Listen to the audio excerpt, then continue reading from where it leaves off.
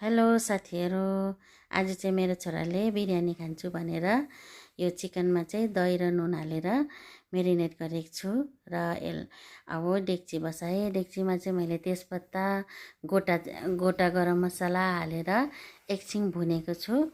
अब यो एकछिन भुनिसकेपछि यसमा म प्याज हाल्छु। प्याज हाल्दैछु। अब प्याजलाई पनि अलिक ब्राउन हुने गरेर चाहिँ यसलाई म भुन्छु हैन। अलिक यो ब्राउन भएर रातो भएपछि चाहिँ यो भुन्दैछु। हेर्नुहोस् है साथीहरू, अलिक भुनेर यो रातो भए। अब हेर्नुहोस् है, अब यसमा चाहिँ म मसला हाल्छु।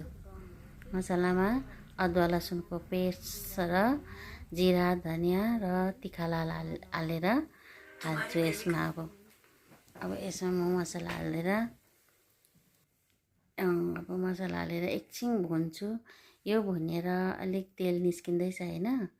अब यो तेल निस्केपछि मसला अलिक पाकिसक्यो है।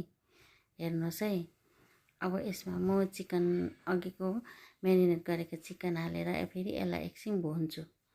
अब यो अलिकति पाक्न थालिसकेपछि चाहिँ यसलाई चलाउँदैछु। अब यसलाई अलिकति पाक्न दिन्छु। त्यहाँबाट चाहिँ पहिला चिकन, त्यहाँ माथिबाट चामल, फेरि माथिबाट चिकन हाल्नुपर्छ।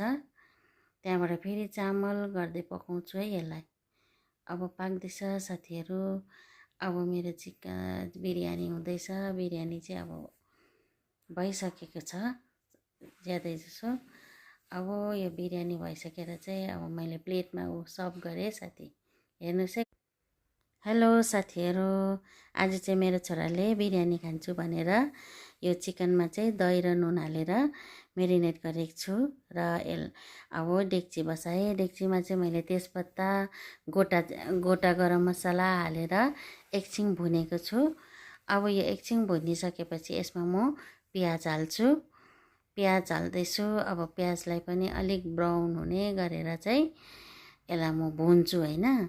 अलिक यो ब्राउन भएर रातो भएपछि चाहिँ यो भुन्दैछु। हेर्नुहोस् है साथीहरू, अलिक भुनेर यो रातो भए। अब हेर्नुहोस् है, अब यसमा चाहिँ म मसला हाल्छु।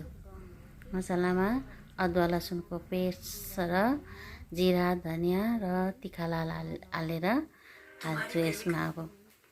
अब यसमा म मसला हालेर एकछिन भुन्छु। यो भुनेर अलिक तेल निस्किँदैछ हैन। अब यो तेल निस्केपछि मसला अलिक पाकिसक्यो है। हेर्नुहोस् है, अब यसमा म चिकन अघिको मेरिनेट गरेको चिकन हालेर फेरि यसलाई एकछिन भुन्छु।